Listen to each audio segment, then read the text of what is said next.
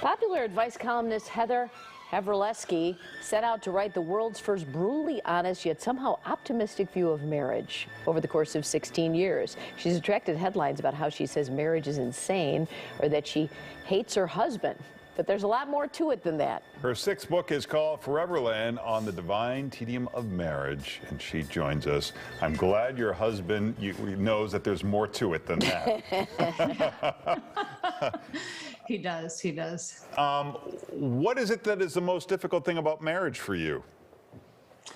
Well, for me, the hard part about marriage is just living up to your own expectations of the kind of wife and mother and partner you feel you should have magically become overnight. And also just feeling in your communications with your partner that you've somehow failed them or failed yourself. I think that the key to a good, happy marriage is not just being honest, but also forgiving yourself for your flaws within the marriage. We don't talk that much about how hard it can be to just live with someone over the course of a lifetime and go through all kinds of different stages and all kinds of different levels of growth.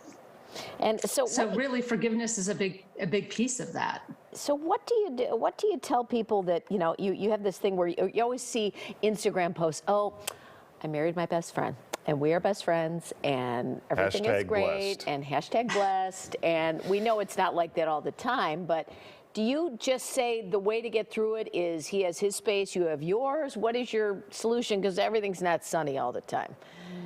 Well, I mean, I actually sort of cringe at the best friend thing too. But actually, my husband is my best friend. I had to admit that recently. We spend a ton of time together, but we also have separate friends. We have separate hobbies. We sort of engage in separate activities at different times. I mean, we both work from home, and I think a lot of people can relate to that after the pandemic. But I think the key is just to honor the other person's desires and make space for their desires, which I think within a marriage, we're used to thinking of ourselves as part of a couple. Everything we do is with other couples. And I think sort of that the opposite of Mike Pence kind of approach, which is more like we're both individuals and we're allowed to make new friends separately and we're allowed to have different hobbies separately. I think that's how you bring new energy and new love and new passion for life into your life within your marriage. There are challenges that you mentioned, and some of them are little things,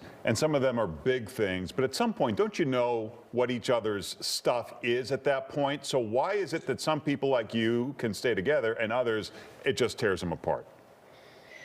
Well, I mean, for me, I think, okay, so I guess researchers would say that the level of contempt in your relationship is very predictive of where your marriage will land and whether you'll stay together or not. And I would define contempt as kind of like, is there this groundwater of resentment that it never gets addressed? And I would say that in my marriage, there's a combination of just a generosity of spirit towards each other that kind of transcends the annoyances. It's not that you're not annoyed a lot. It's not that you don't want, I think at some point you sort of learn to not expect someone to change, which is important. Realizing that they won't change, and accepting that and loving the person that's not going to change, I think is part of the picture. But it's also sort of a matter of growing together and sort of having a sense of humor about the fact that, of course, you're going to continue to annoy each other. And if you can do that with generosity, and also, I think generosity goes a long way towards diminishing the level of contempt that you feel based on small things. You don't want that stuff to add up. There's that famous line, though, from the movie The Big Chill that I've always remembered. Be careful, be generous with your chocolate cake, not with your husband. I mean, so there's a level of freedom that when's too much freedom, too much freedom. Yeah, oh, absolutely. I mean, I think that it's interesting. I feel like within this book, I struggled a little bit with how much freedom should we have and how much freedom can we realistically have. And I think that that's completely a personal question. Some people, I mean, when I was younger, I was very possessive and I couldn't tolerate the idea of my husband spending time with an attractive woman, even alone. It just made me nervous. I think as your trust grows in the other person and your belief in the other person grows, these things become a little bit less threatening. But every couple, it's completely dependent on how you communicate and how trusting you feel and how good you feel together. Well, the book is called Foreverland, on the divine tedium of marriage. You can follow Heather on social media. Thanks for being with us. Thanks, Heather. Thank you so much for having me. Be right back.